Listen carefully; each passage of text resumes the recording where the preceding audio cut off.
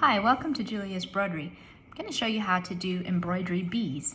It features in a few of my kits and it's on this sampler also, so I thought I'd just show you. I have gold thread on my needle tied with a knot at the end, and basically all they are is just one straight stitch, and you can, I think I suggest 2 strands on this sampler, but you can make them depending on how big you want them to be. You can use 4 strands or 6 strands.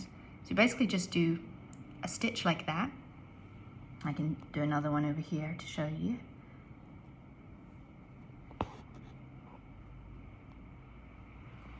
And you can have them going in different directions.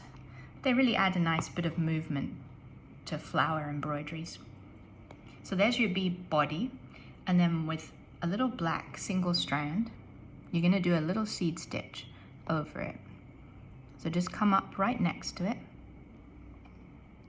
and then go back down, kind of tuck it under just a little bit on the other side. And don't pull too tight, just go till it's sitting there, and that's it. And then you can do another little stripe. Come up on one side, back down on the other, and there's your little bee. I'll do another one here for you. And you can do 1 stripe or 2 stripes, depends how big your bee is and how you want it to look. So there's 1 stripe.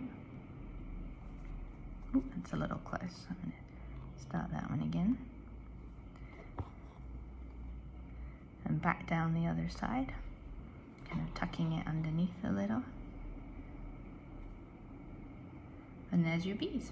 It just adds a lovely little movement effect to your design.